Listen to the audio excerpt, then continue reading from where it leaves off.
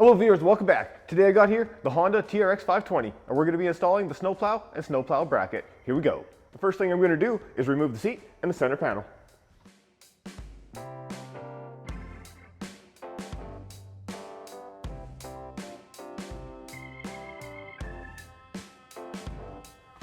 To make this install a little easier, I'm going to remove the plastic mud guards on both sides. There are 8 plastic plugs, 2 up underneath the fender here.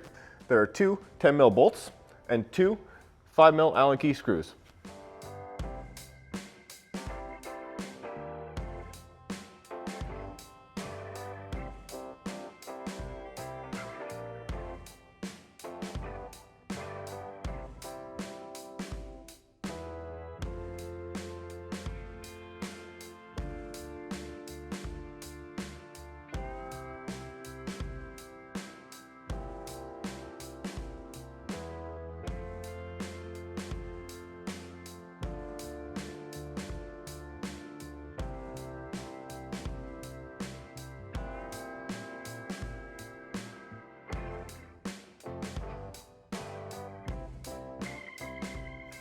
Here's everything that is provided in the kit. You got your plow mount, your support plates, the bolt kit, and that piece there connects to the push tube, but I don't usually install it because it hangs down too low and gets in the way. The first thing I'm going to do is take this screwdriver that I've sharpened down here, and I'm going to stick it in this hole, the one closest to the frame in the front foot peg mount.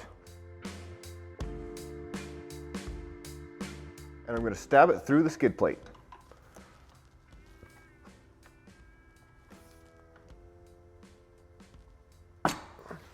On the right side of the vehicle, the oil filter is in our way, so I'm going to have to go from the bottom and do my best just to guess and try and hit that hole. If you're having a little bit of trouble pushing through the skid plate, you can always heat this up with a torch and it'll go right through like butter.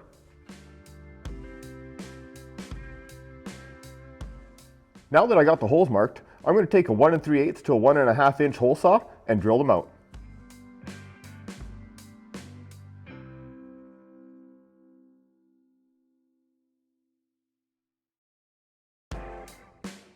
Now that I've cut the holes in the skid plate, I'm going to temporarily install the mount so I can mark the other 4 holes.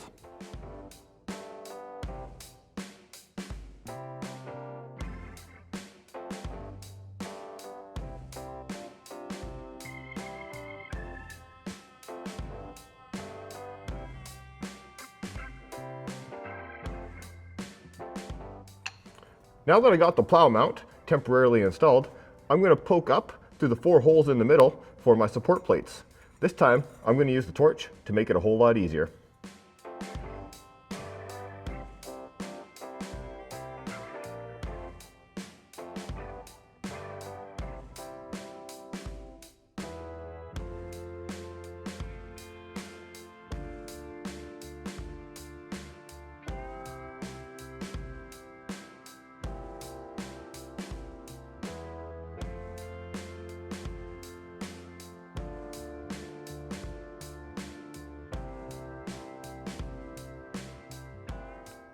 Now that I have the holes marked, I'm going to remove the mount and cut the holes out of the skid plate with the hole saw once again.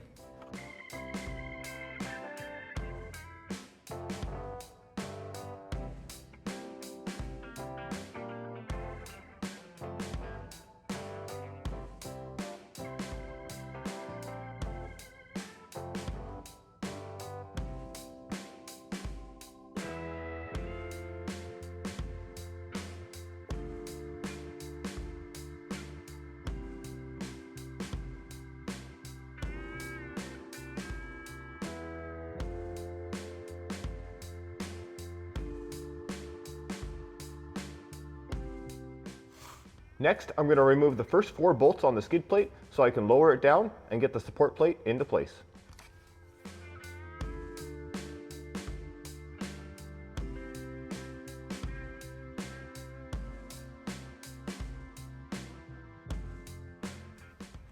Now I can slide the bottom support plate into place.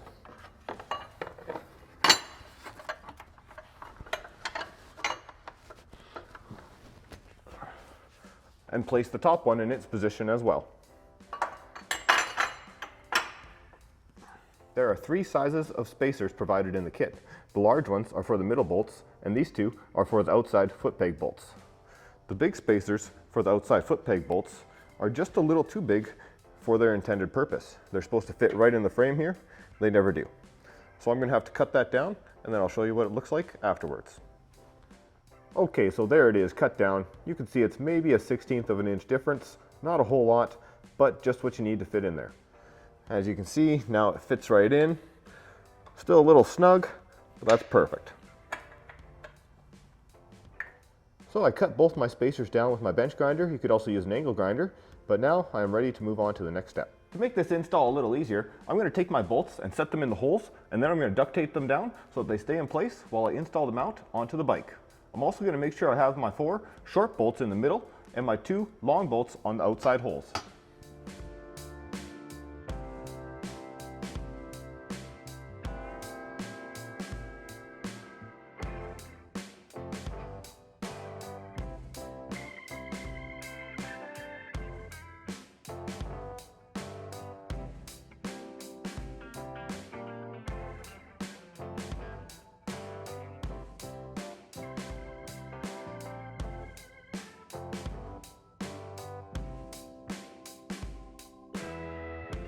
Now that I got the bolts in place, I'm going to put the spacers on and then install the mount onto the bike.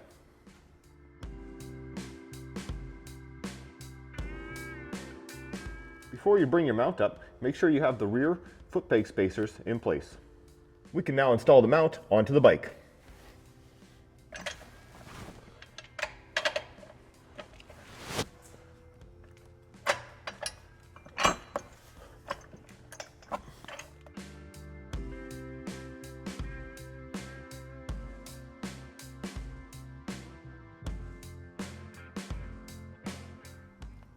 Okay, now I got all the nuts on. Before I tighten them up, I just want to go around to each side and make sure the spacer didn't slide out of place. And then I'll tighten up all the nuts.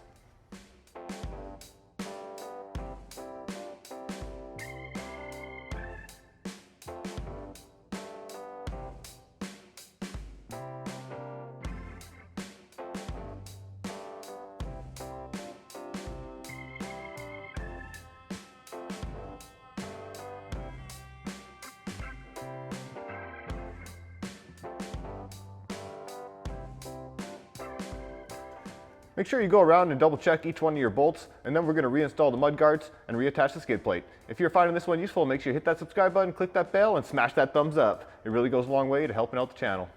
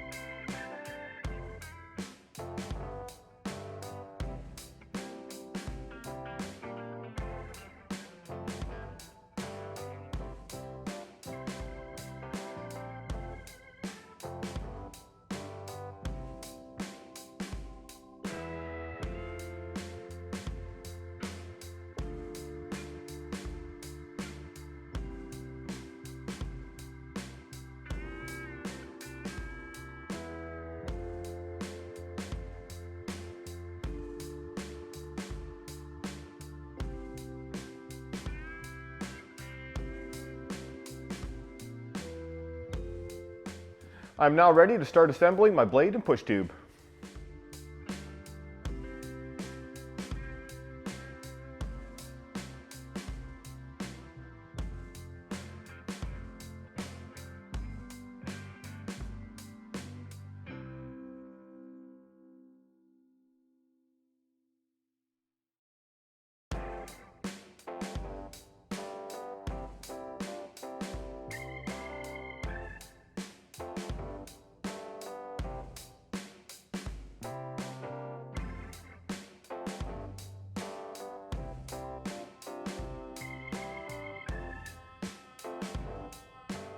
Now we're going to start assembling our push tube. I'm first going to take the lever here that allows us to set the blade angle, and I'm going to place the spring down and then this Allen key bolt with the black spring on it, and I'm going to use that to attach the lever.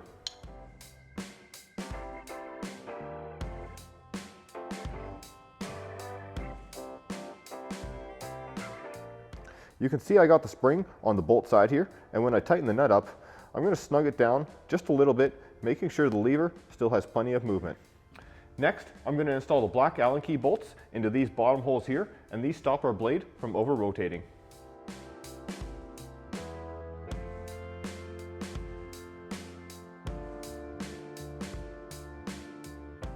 Using a carriage bolt, I'm now going to install the spring tensioners.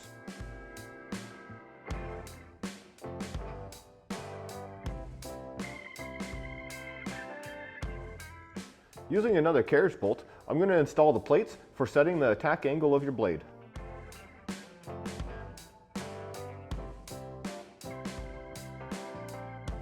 The last thing I need to install is the cable holder, making sure the smooth groove is on the inside.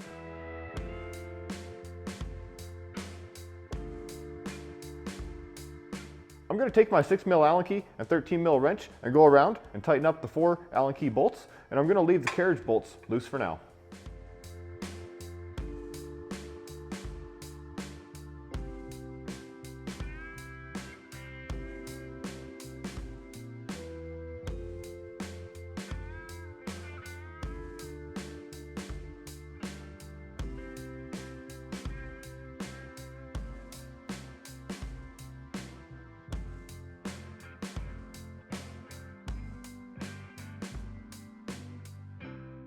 It's now time to install our push tube onto the plow. To do this, I'm going to use a big bolt, a flat washer, and then a spacer with a nut on the inside.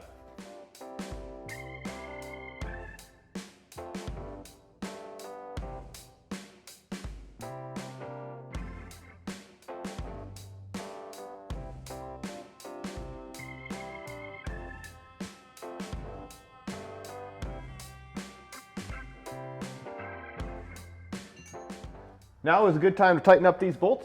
They are 24mm on both sides.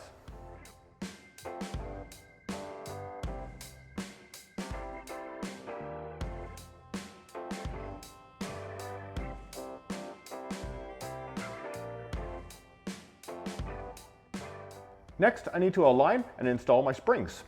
I'm going to bring my spring tensioner up into its position, and then I'm going to take my spring, hook it into the tensioner, and then onto the blade.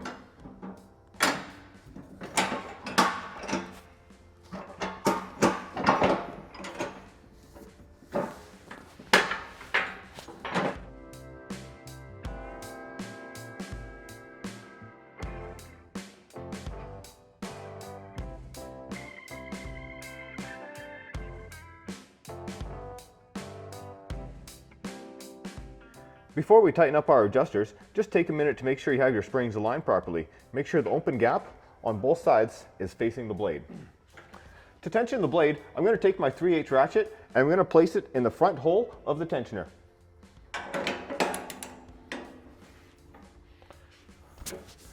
I can now turn my ratchet to line up the tensioner and then use one more carriage bolt to bolt it in place.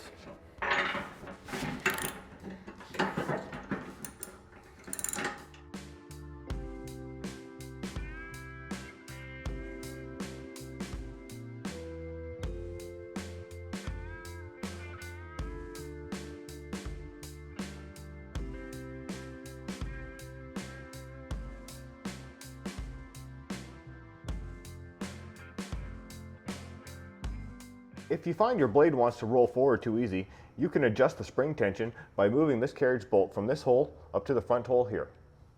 Now that the springs are tensioned, I'm going to go around and tighten up all the carriage bolts.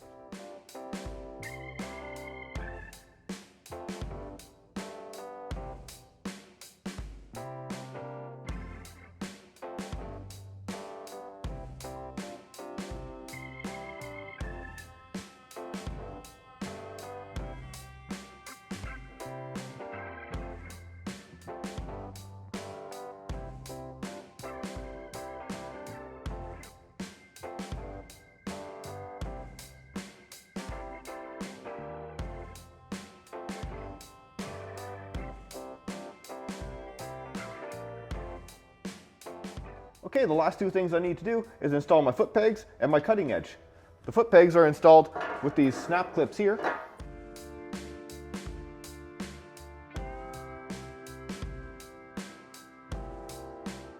And the cutting edge is installed with these carriage bolts. As you can see, the holes in the cutting edge are offset to one side. We want to make sure that this side here is our cutting edge, down on the ground.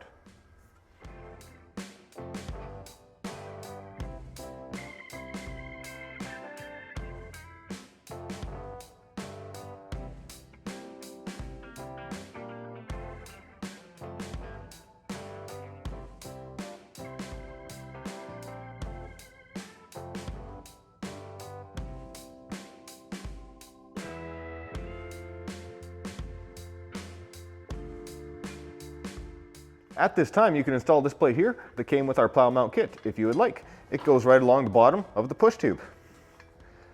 This hook hangs down just a little bit too low for my liking, so I'm not going to be installing it today. To mount the plow on the bike, I'm just going to roll the bike up on the plow here.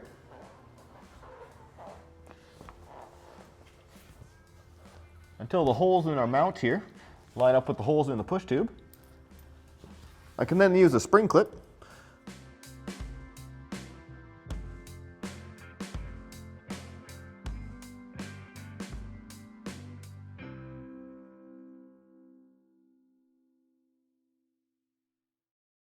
I'm going to click my winch into freewheel mode, pull out a few feet of cable.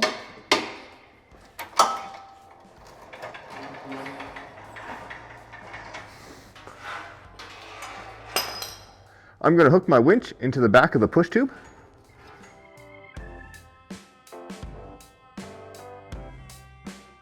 Here's a better view of how I have it hooked to the back of my push tube. Now, I just have to loop the cable through the winch line holder here.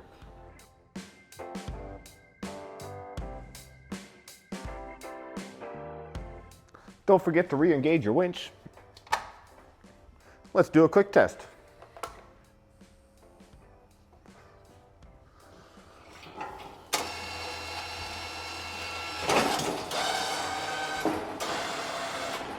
Make sure to click that subscribe button or click up here to check out my playlist if you're interested in other videos about this bike. This has been my snowplow install on the Honda TRX 520. Stay safe out there.